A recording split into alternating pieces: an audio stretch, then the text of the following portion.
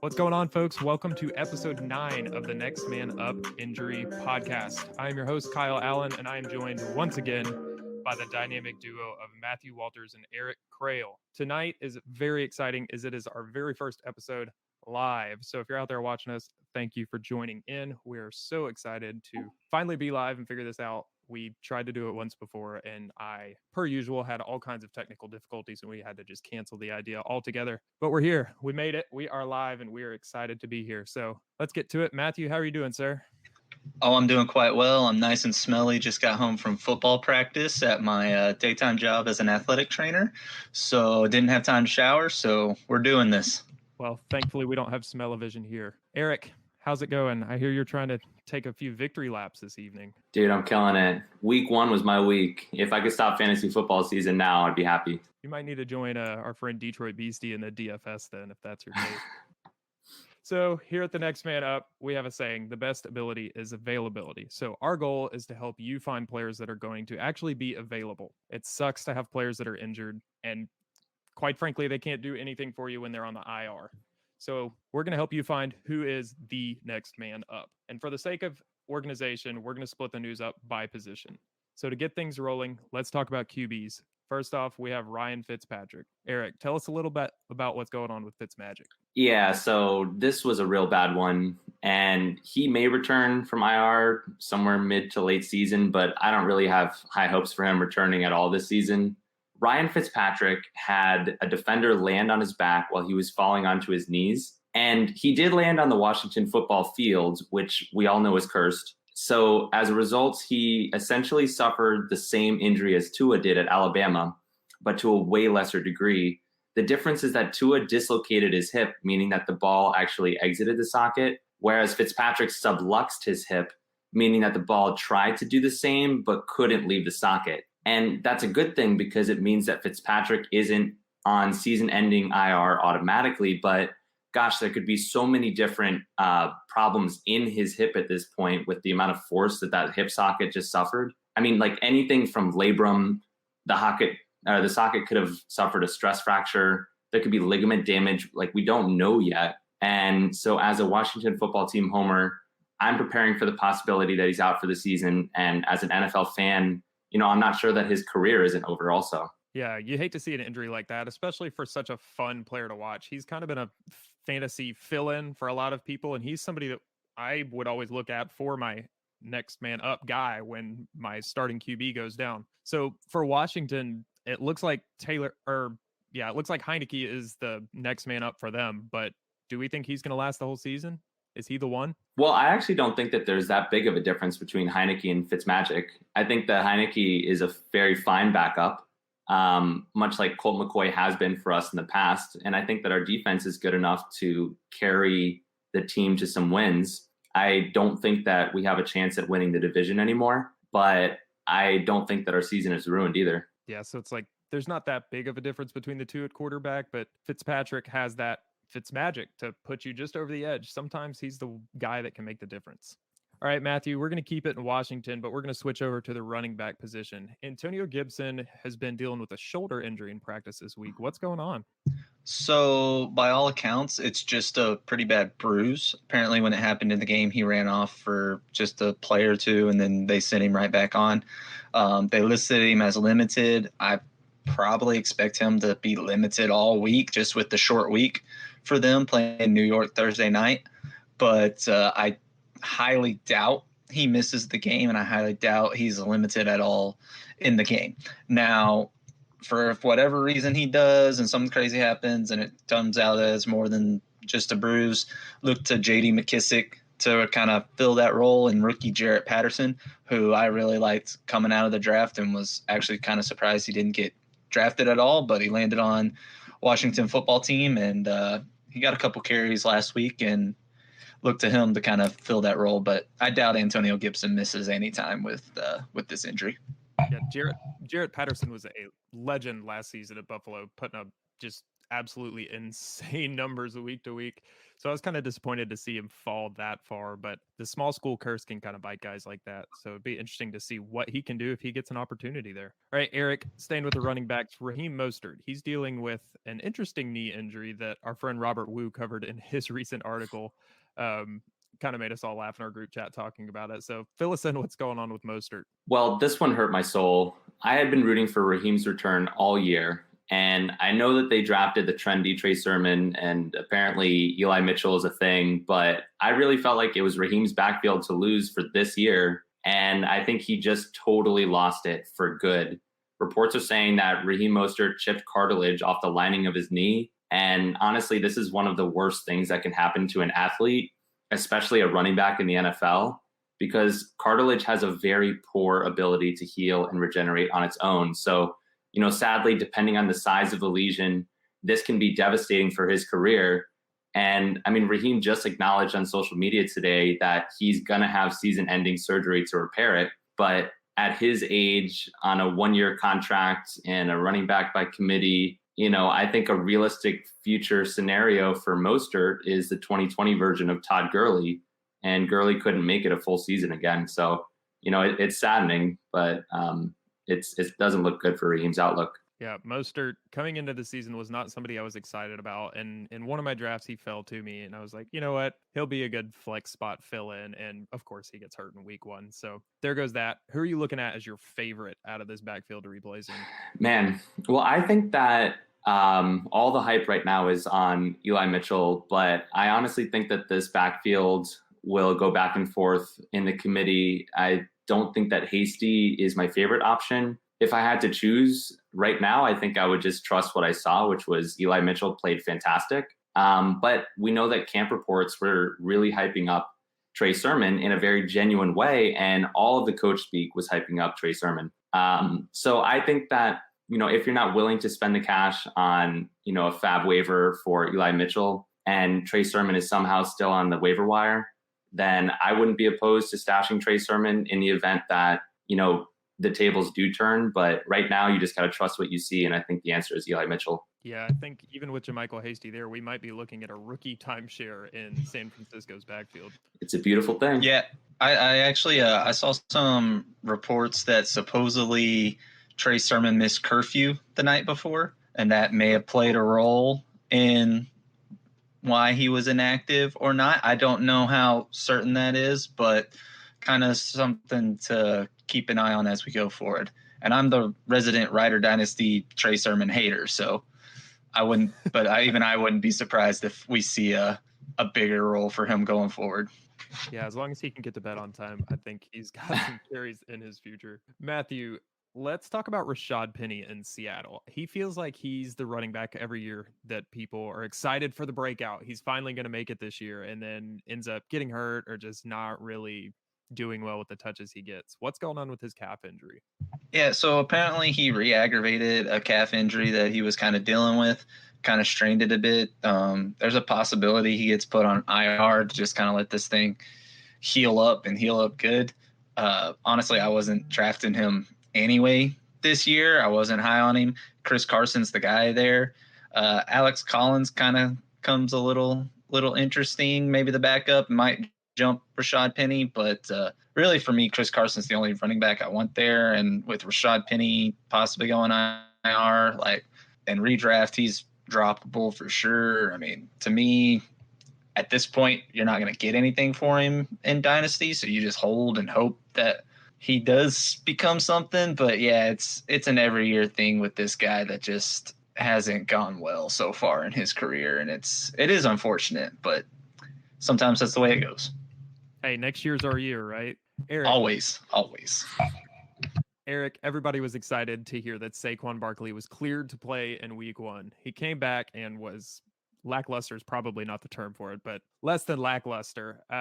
What are we looking at with his recovery? Obviously, he's back and he's playing, but when do we think he's going to be back to 100%? I know you've been talking about his ACL and recovery a lot, so I'm curious to hear what you have to say here. Yeah, I mean, I have Saquon Barkley on half of my Dynasty leagues, and I watched every minute of that game. And I can tell you that as a Penn State homer who's been watching Saquon since his college days, I'm not concerned at all about Saquon's outlook. I think that it's impressive that Saquon was the team's leading rusher and he earned 3 targets.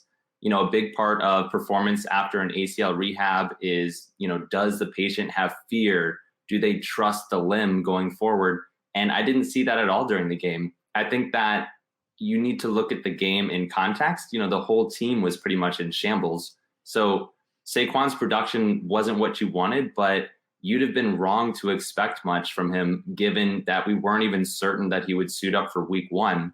But he did, and he actually got some decent touches. I think that if there's still a dip for Saquon, I'd still be buying. Yeah, there's definitely a dip there. And if you can get the Saquon manager to give him up, I say go for it. Granted, knock on wood here, he can't do worse than he did in week 1. We know who Saquon is. I think he's going to be the same athlete. I don't expect him to come back and be that big of a shell of himself. I really expect him to return closer to form. He may not be 100%, but I expect him to get closer to form. I think you're absolutely right. Yeah, he looked fine. He just didn't get a ton of touches. But, if our options were he doesn't even suit up for week 1 and he got 3 touches or 13 touches, I think that he actually had a pretty good week 1 considering. Absolutely agree. Matthew, we're going to keep it with people recovering from ACL injuries and go to Odell Beckham Jr. in Cleveland. Let's talk about some wide receivers. So he was another one who we were kind of curious if he was going to be ready to go in week 1, and it turned out he was not. Can you give us an update on when we might expect to see OBJ back on the field? So I don't you could see him as soon as next week. He went through warm-ups. It was kind of coach asking him, how do you feel? Do you feel like you can go out there? Supposedly Odell Beckham just kind of said, it's still not quite there. So they said, okay, then we're not going to play you. Then that's fine. So I saw a report, and I don't know how true it is or not, but supposedly he hasn't done contact stuff yet. And if that's true, then it's going to probably be a few weeks, I think. But you could see him as soon as next week. Now, rookie Anthony Schwartz kind of looked pretty good coming in and filling in for Odell this game. All camp reports were that Donovan Peoples-Jones was going to take the next step, and then I think he only ended up with like 1 catch this past week. But Odell's recovering good from his ACL. It just wasn't quite there yet. He should get there within the next couple weeks, I think, and then we'll see what kind of happens with him. Will it be Odell of old, or will he still be kind of So I don't know. I wasn't drafting Odell anywhere this year. I was scared off of it all, but I didn't want to deal with it. But for those that did, it could be another few weeks, or it could be next week. Just keep an eye on practice reports and how everything's going. Yeah, he's another one, just like Raheem Mostert that I was talking about, that I too went into draft saying I'm not taking this guy, and then he fell to me at a point whereas I couldn't give it up, and I ended up trading him today, and I'm thankful to not have that headache anymore. All right, Erik, fill me in on Tyrell Williams. He supposedly is in the concussion protocol. What does that look like for him, and can you just kind of elaborate a little bit on concussion protocol? Yeah, so Tyrell Williams, he had a bit of a fluke concussion injury yesterday. It's something that could have happened to anybody, and the team rightfully pulled him from the game. The problem is that concussions can be so variable depending on, which part of the brain impacted the skull. So really, you could see him trot out there like nothing ever happened as early as next week, or he could be in and out for the next 6 weeks maybe. I doubt that you were counting on this guy to win you a championship anyway. But I would just keep your ear to the ground and follow his participation in practices this week, just so you can see, if you can rely on him. You should be expecting to see, limited practices, full practices leading up to the game. But really, any type of concussion testing is a guesstimate. And I think one thing that you should just be following is he actually participating in practice? That's your best bet. Yeah, you explained that very well. Concussions are what we call a non-linear injury. There's no set time with something like an ACL or a high ankle sprain where it's, okay, we would expect an ACL injury to be back 9 to 12 months. With a concussion, it could be they're ready to go in 3 days. It could be months at a time. You never really know, and it just depends player to player and their symptoms. So You're absolutely right. He's one you just got to keep an eye on. Is there anybody on that roster that you're looking for to fill in for him? Well, I think if you're looking at the wide receiver corp, I would probably be guessing that Quintez Cephas gets an uptick in targets. But, I mean, he had the most targets among Lions wide receivers last week. But truthfully, if I'm banking on any sort of fantasy value uptick that is usable, I think I'd be looking at their running backs and tight ends. That seems to be 100% where the majority of the fantasy value will come from on this offense. But if you're strapped or you just need a sleeper, Quintez Cephas is my bet. Yeah, I think our friend Ryan Bickerstaff, the Debbie Dirtbag, is going to be a little upset not to hear Amon-Ra St. Brown get his name. I will never say his name. Not yet, fans. Not yet. Alrighty, Matthew, let's talk about Jerry Jeudy. His injury looked terrifying. I overreacted in our group chat, and I said he just had a DAC. I thought it was gone. I thought he was done for the season, but it turns out the news might be a little better than expected. Tell me about Jerry Jeudy, Matthew. Yeah, I didn't necessarily think it was a DAC. It was the exact same mechanism as DAC last year, and it could have been a lot worse for him. You didn't see his ankle facing the wrong way, though, that we saw with DAC. So I was trying to pump the brakes with a few people on Twitter and just like, hey, because there was a lot of people asking, is this season injury? I'm like, not necessarily. Let's wait and kind of see what's going on. So luckily it was a high ankle sprain, which sounds weird to say because normally we do not like high ankle sprains, but this could have been a whole lot worse. So he got, it's probably going to be 4 to 6 weeks before he's back, maybe as long as 8, but we'll kind of see how he progresses. He did get put on IR. So luckily for fantasy owners, that means if you have an IR slot, you can throw him on that, and then you don't have to worry about taking him off until he is activated off of it. So that's kind of nice. But kind of looking at the next man up, I want to say Sutton, because Sutton just did not do anything on last week. So, but he could have just been getting kind of eased into, because he was coming back from his own ACL injury that he had last year that we've talked about before. But I kind of expect Tim Patrick to kind of step up. I've seen a lot of people yelling out KJ Hamler, but I think KJ Hamler's role is just going to kind of stay the same as the big play guy, that he might catch a 50-yard touchdown for you that week, or he might put up 1 for 3 yards and not do anything. I kind of expect Tim Patrick to fill that Jerry Jeudy role as best he can, which that's going to be tough because Jeudy looked fantastic until that injury happened. Yeah, I totally agree with you. I think Tim Patrick's going to be the fill-in, but Cortland Sutton is the name to know there, as well as Noah Fant. I'm really excited to see if he sees an uptick in targets, especially in that intermediate range where Jeudy thrives. Erik, let's talk about, or back to the Washington football team. Gosh, y'all had a tough week. I'm sorry. Every year. So sorry. Before week 1 started, Curtis Samuel was announced to be headed to the IR with a groin injury. Do we know when about he may be ready to go? No. Curtis is dealing essentially, he's dealing with basically it's a load intolerance injury to his groin muscles. So this happens when the athlete usually isn't strong enough to tolerate the stress of explosive exercise that's required to play football at a high level. That's why every time they try to ease him back into camp and preseason work, you might catch a clip of him online when he's trying to run, but then he comes up limping. The task outperformed what the muscle could handle. And so this is the kind of thing that's really difficult to overcome during the season.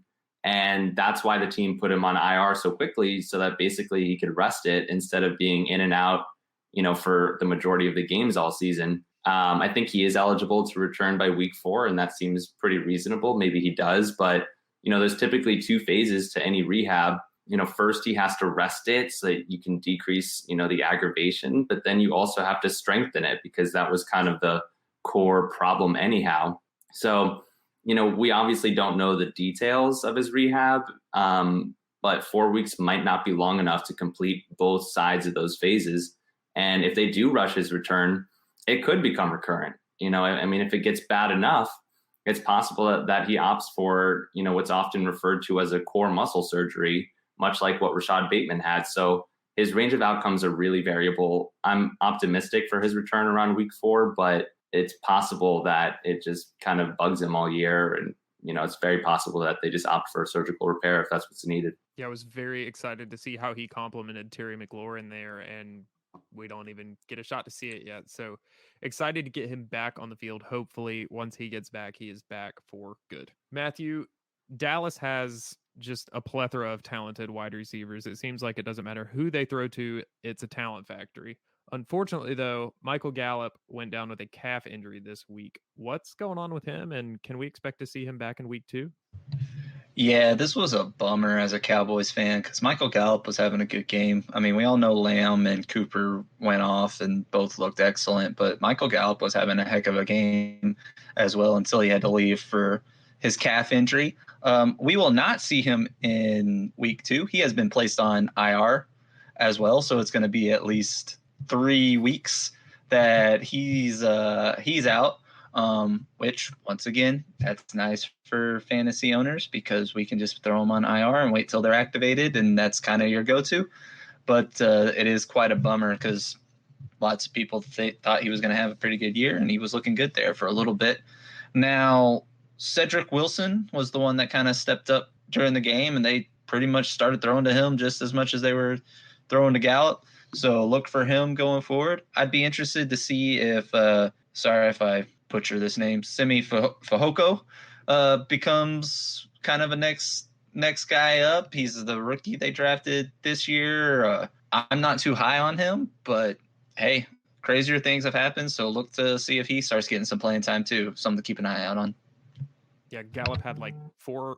It seemed like every single one of his catches was like a toe touch, sideline, toe drag kind of catch. Was like, this guy's everywhere at once. He was lighting it up and then he went down. So stinks to hear he's headed to the IR, but hopefully he will be back after the short term, after those 3 weeks are up, like you're saying. Alrighty, moving on to the tight ends. Evan Ingram went down with a calf injury as well, Erik. What can you tell us about him and his outlook moving forward? Well, Evan Ingram hasn't practiced at all for about 2 weeks now, ever since he had like this nondescript calf injury that he suffered late in the preseason. And we really haven't received many details, but, I think that makes it hard to predict. What we do know is that he hasn't even been a limited participant in practice up through yesterday, I think. And we know that they're operating on a short week, preparing to play division rivals in just 2 days from now. So I don't think it's likely that he plays, especially, there have been some whispers that the team was considering placing him on IR before last week's game.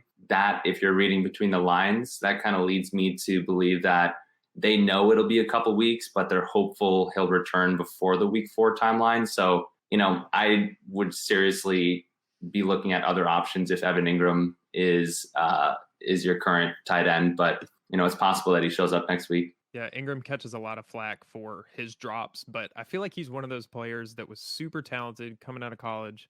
Everybody was excited to draft him, and then he just kind of caught the injury bug, and it was little nagging things that just kind of keep him off the field. So I'm hoping he can get back and kind of right the ship this season. All right, moving on, other injury news. So these are players that are not necessarily your top tier fantasy options, but they may affect your top tier fantasy options. So Matthew, I'm going to go to you first, and this is somebody we talked about in the preseason during our divisional roundup. And it was a different lower body injury. I believe it was a hamstring or a groin injury that Jeffrey Okudah was dealing with. He suffered a ruptured Achilles this week. Can we expect to see him back this season, or is he calling it quits for the year? Oh, it's definitely calling it quits for the year.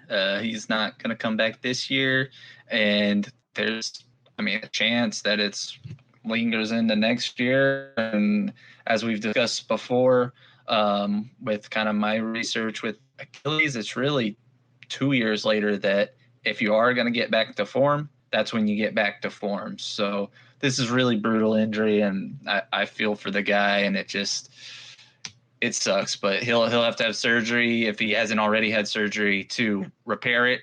And it's going to be a long rehab and a long road back for him.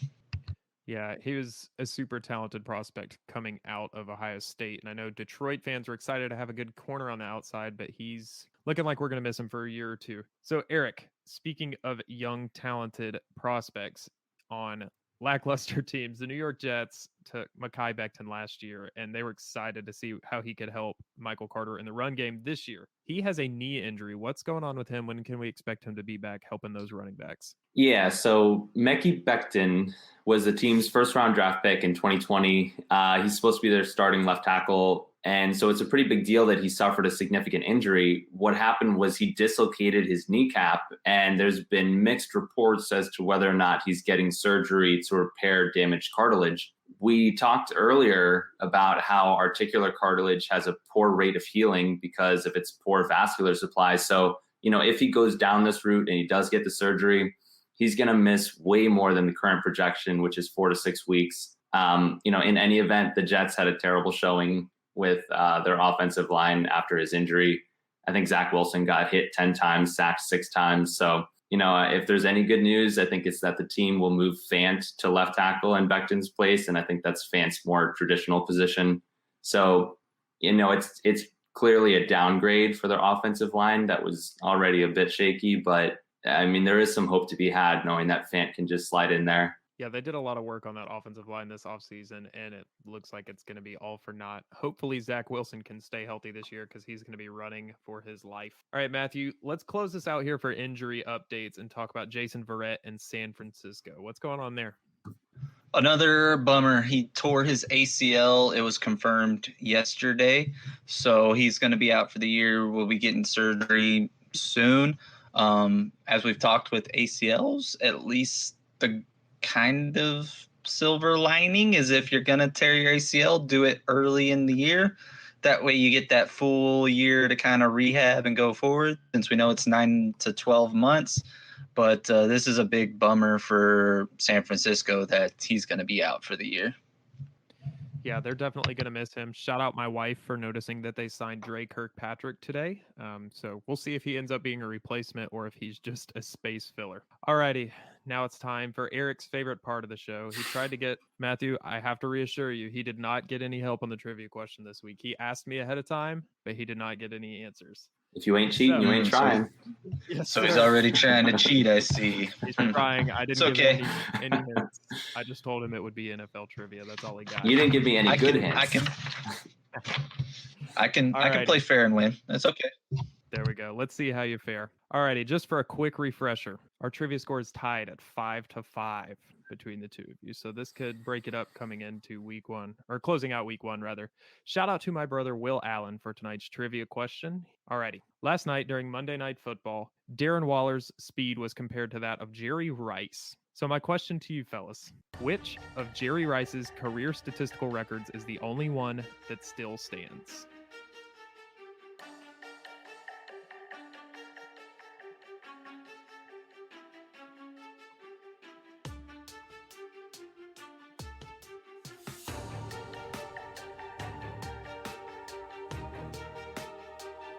I'm going to say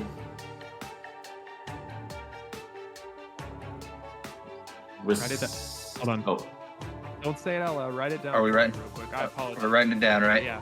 I actually don't have a writing utensil, so I'm going to yell. Okay, well, I wrote mine down because I know the rules here. All right, let me say it first. Let me say it first. Alrighty, Matthew wrote his down, so you go ahead and say yours first. Okay, the right answer is he still has the most receptions in a season. Alrighty. Matthew, what did you write down, sir? I said receiving yards. Career receiving Alrighty. yards. I don't know if that was Career receiving yards, okay. Yeah, I don't know if that's going to change your answer. It is a career stat, not a single season or a single game stat. Oh, then I would like to switch it It's to the only one that still stands. career receiving yards. Okay, are you positive? Final A answer. 1,000,000,000%. Alrighty, the correct answer was receptions. I apologize if I walked you off of that. Not I knew this guy was a PPR god. Alrighty, there is an opportunity for a bonus point. However, Dang it. Okay. if you can answer, I'm feeling generous since I kind of walked you out of that. If you can guess within 25 receptions of his record, you will receive 1 bonus point. How many receptions did Jerry Rice have in his career?